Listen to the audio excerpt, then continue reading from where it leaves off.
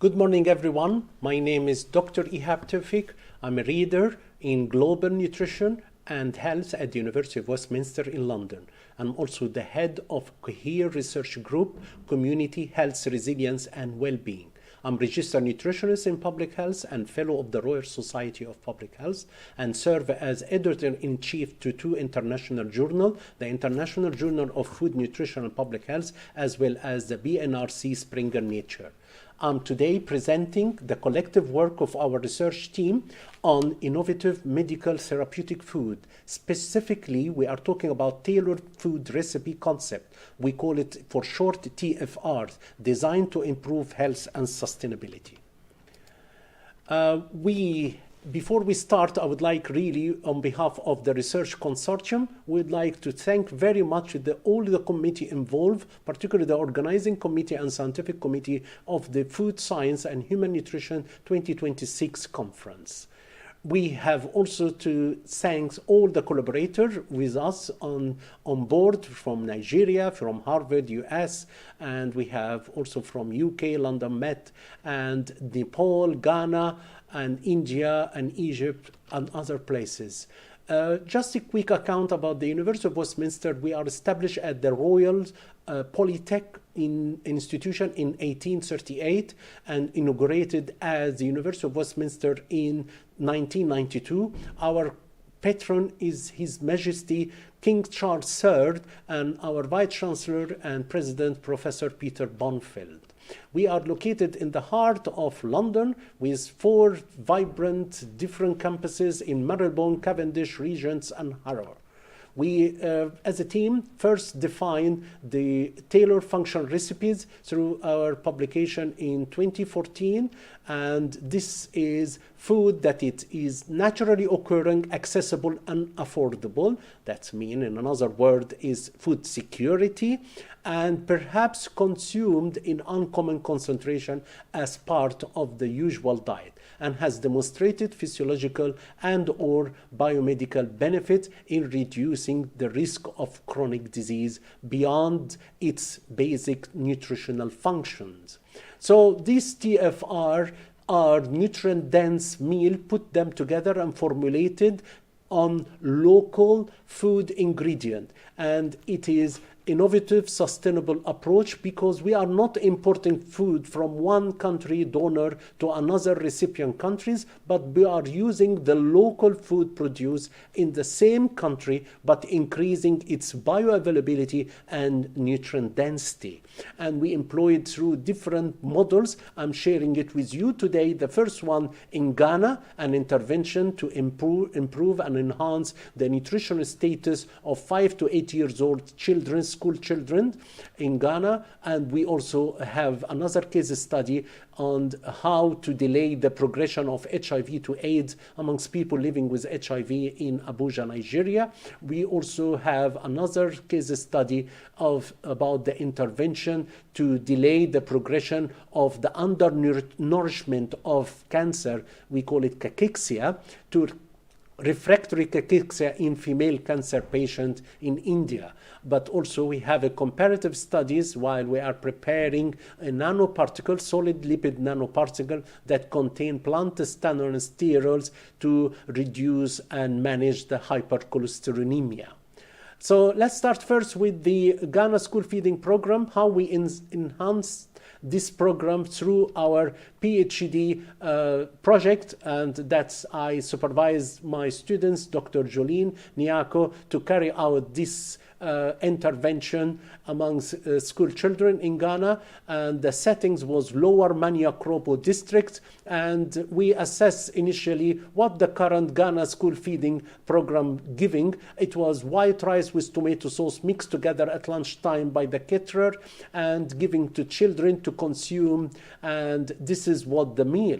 And when we looked at it, it has calorie but no nutrient density, and therefore our TFR came to complement and enhance this program. And we are addressing two things at the same time: the quantity of food, which is address the hunger, but also the malnourishment through the quality of the food we are providing.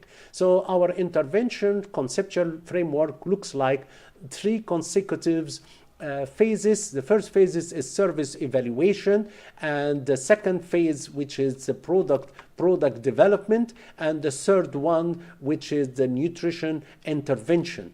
So if we focus on the first one, we carried out a survey in the school to check what they are serving and the hygiene conditions they are serving in. And also we've done a teacher survey with the and caterers focus group and surveys.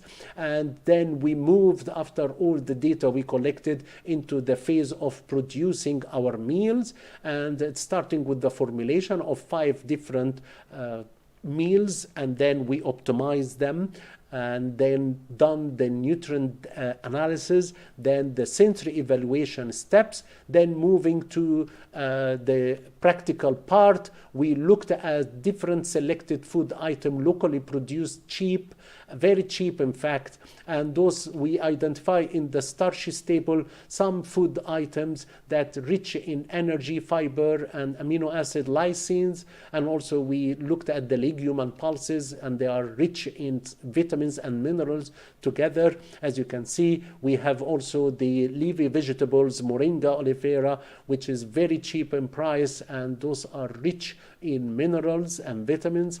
Same for the very cheap price of fish readily available in the local market, which is anchovies fish. These are rich in protein, omega-3, and calcium.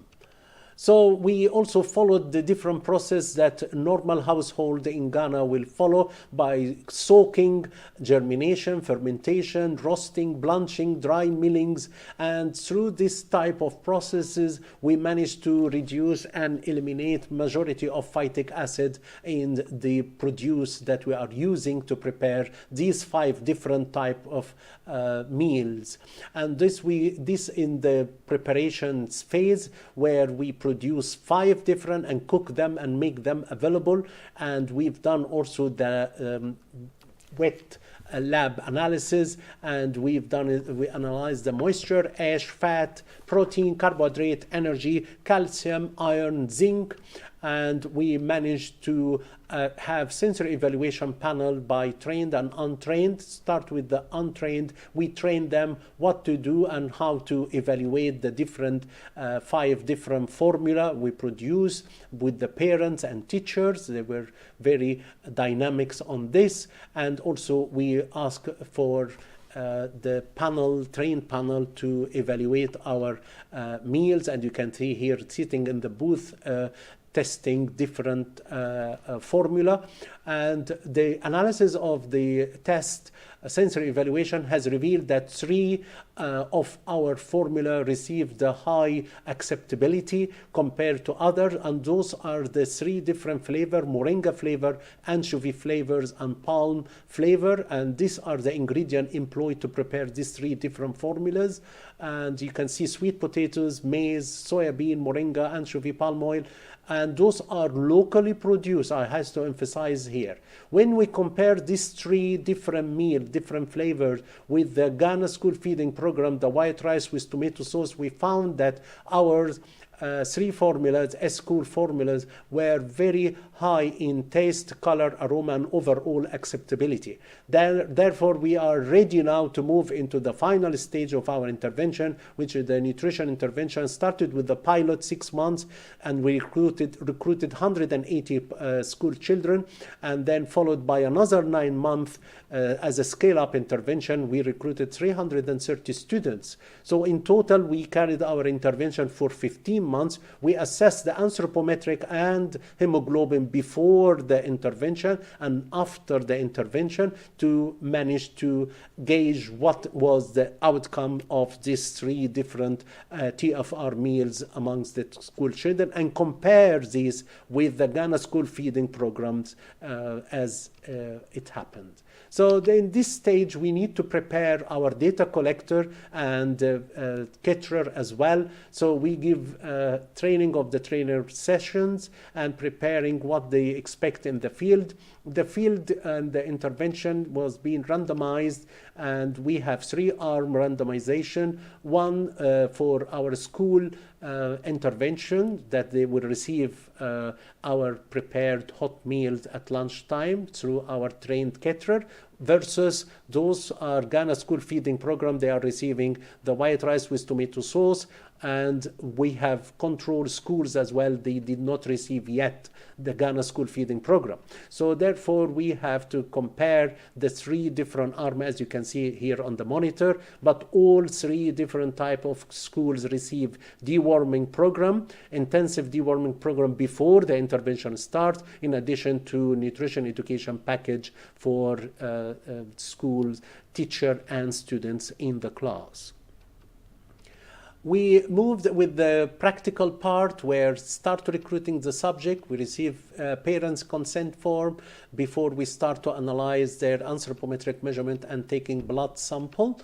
And you can see here in the field work and the data collector are very busy helping us through this extensive project. And you can see the caterer also gone into the school, the intervention school of a school intervention, and prepare the meal in a hygienic condition, allowing kids to sit and eat at lunchtime together, testing our food. And the results has revealed the very important point at 0 time between control to Ghana school feeding program versus our intervention program. We found that the height level, that all of them are the same at 0 time, but after the intervention 15 months, 6 pilot followed by 9 months scale up, we found that the Ghana school feeding program children has put on weight but not on height, while our school feeding school intervention has put on weight, a little bit on weight, but also height, which is the most important one. We found also the hemoglobin has, anemia has reduced, and the normal hemoglobin level has increased amongst our intervention schools after the 15 months intervention, compared to the Ghana school feeding program, compared to the control. So we managed to conclude that our meals, the school meal intervention, has addressed the height and weight of the school children, and comparing to the Ghana school feeding program that only addressed the body weight but did not do much on the challenge of stunting levels. And also our school meal has provided 40% of macronutrients, reference nutrient intake for children age 5 to 8 years old, which is really has increased the attendance at the school as well, and cognitions, and engage the students in the school activities. We moved from the school. We prepared, of course, a conference, invited Ministry of Health, Ministry of Education, and presented to them our finding, which received very positively. And now there is engagement by those ministries to take it to the next level. We moved to another project here, case study, showing you how to use a TFR in another context, which is to delay the progression of HIV to AIDS amongst people living with HIV. And that's Dr. Ibrahim Amlogo, my PhD students. And we, through the project, we managed to prepare a TFR, we call it Amtewa meal. And this is consisting of carrot and moringa and soya, roasted soya powdered, and the millet as well, putting together, making 100 grams of Amtewa meal packed, and make it available for people living with HIV to consume it in addition to what they consume normally on daily basis. But they have this free of charge giving to them for 6 months, followed by another 6 months as a scale up. 6 months pilot followed by 6 months scale up. And this is can be dissolved, this meal, in hot water, and turn it to be like a soup. But if they have money, if they have milk and sugar, they can put them together, turn it to be pudding taste. This meal is rich in term of macronutrients. We can name here the vitamin A, vitamin B, vitamin C, phosphorus, zinc, copper, iron, manganese, magnesium, sodium, potassium, calcium, and selenium. When we compare the two main parameters that we use, which is one of them biochemical one, which is the CD4, and we found that amongst those participants who used our meals, Amtewa meal, compared those who did not have access to the Amtewa meal, we found that at 0 time the blue light bar, and you can see comparing to the 3 months the red bar, and the green one is 6 months. You found that the CD4 keep increasing. Comparing those who are not receiving the Amtewa meal, it start to decrease. And the same happen when you are on highly active antiretroviral therapy. You manage to see a good combination between Amtewa and this ART therapy. You can see the CD4 count is increasing as you increase in time up to 6 months, while those who are not receiving, only receiving the medication, they are not much of increase. In fact, it start to reduce the CD4 time because some of them skip the medication. We emphasize here that the medication very, very ultimately important, but also if you boost it with some of the Amtewa meal, you get a better result. Also, the middle upper arm circumference, which is a very unique, interesting tools when we are in the field assessing the nutritional status of the participant. We found at 0 time compared to 3 and 6 months, the middle upper arm circumference for those who are receiving the Amtewa meal has increased, while they decrease those who are not receiving. So basically, they start to lose some weight. But those who are with high active antiretroviral therapy is increased as well, the middle upper arm circumference, while the other one is reduced by time. We published the long-term versus short-term effect of this nutrition-sensitive approach to delay the progression of HIV to AIDS amongst people living with HIV in Abuja, Nigeria. And then we are presenting here the third case study that we helping to delay the progression of the underweight, undernourishment, we call it cachexia, to refractory cachexia in female cancer patient living in Delhi, India. I supervised Dr. Neha Kapoor Kar and that her PhD program. And in this we call the TFR iAtta meal. And this is the iAtta consisting of Bengal gram, barley, soya bean, flax seed, and amaranth leaves. And this is giving you by powdering and roasting some of them, putting together this ingredient in a packet of 100 gram can produce between 2 to 3 chapati looking bread. We call it the iAtta chapati per day. They can consume it in addition to what they consume on daily basis and while receiving the chemoradiotherapy. This has enhanced and maintained the anthropometric measurement of people living with cancer, and those are the ingredients included here to formulate this TFR. And the reason for that, because we are aware from the literature that roasted Bengal gram flour supply a good source of folate and iron, while roasted barley flour supply good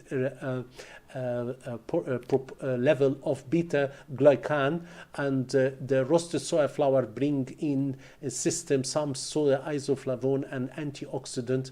Amaranth also help with as an immunomodulatory and laxative as well, which is one of the complaints that we always receive from people living with cancer. Unfortunately, they have constipation, and the physician asking to nutritionist and dietitian what we can offer them to help this constipation. The flax seeds has supplied a good source of phytoestrogen and omega-3 alpha-linolenic. Then we publish this as well. It's a very interesting point that people has started to help us as well. In addition to chapati, the community, people living with cancer, they propose, why don't we put it as a improved Bombay mix or improved Indian cookies? And this is different forms of the iAtta packet. They can prepare it at home in their kitchen and consume it, and supporting them while they are receiving chemoradiotherapy, which we manage to maintain their body weight. Comparing with the oral nutrient supplement, that iAtta respected the vegetarianism community that we were intervening in, and also has high bioavailability given it's a food-based, and affordability in terms of the prices, and sustainable because encourage local produce to be consumed within the same country. And as part of the Indian staple, when you offer them improved chapati bread, this is very normal to them. You can see the prices here is incomparable, very high compared the ONS or oral nutrient supplement compared to our iAtta. So the iAtta respected, it's sustainable, is accessible and food secure, and respecting the vegetarian community we are intervening in, and maintain the body weight and improve quality of life, which is one of the significant improvement after the intervention. We took the TFR to the next level with my colleague Dr. Ihab Tewfik and her PhD, and we start to insert the active ingredient inside solid lipid nanoparticle, and this we publish in the International Journal of Nanomedicine, our results, and that is a supervision team supervised Dr. Soni Shrestha throughout her PhD. In this PhD, we managed to prepare solid lipid nanoparticle as a phase to pick up and contain our stanolin esters, and this can be produced and prepared as a different form, either dietary supplement to be consumed, or it can be mixed with sunflower to produce cookies to be also consumed. And once after passing the gastric compartment, it can open up this solid lipid nanoparticle and release the active ingredient. There are other forms of research we are involved in, like for instance, public health nutrition intervention strategy to enhance healthy eating and lifestyle amongst the Lebanese patients with suffering polycystic ovarian syndrome. We also working with the team for vitamin D deficiency amongst pregnant ladies in United Arab Emirates. We also currently busy formulating the Ford diet, which is fish oil rich diet, a tailored nutrition intervention for children suffering neurodevelopmental disorders in Egypt. We also completed a project for children for healthy and improved lifestyle. We call it CHILD, and this is to assess the efficacy of family-based healthy eating intervention to address childhood malnutrition in Georgia. So in conclusion, the innovative approach of tailored food recipe has progressed and support SDGs, food security, through varieties of sustainable, nutrient-rich recipes produced at low cost using locally available ingredients. And that's making sustainability is very likely. With careful consideration, of course, to the clinical need, metabolic consideration, and factors that influence nutrient bioavailability, the TFR approach and meals can modulate some chronic disease, and we shared with you today how we managed to modulate cancer, HIV, AIDS, and nutrition undernourishment in Ghana example. And local sustainable food ingredient can be used to solve some global health problem and enhance this small to medium enterprises activities. If you need any clarification, or you have question, or you would like to collaborate, please email me on i.tewfik@westminster.ec.uk. Thank you very much for all your attention.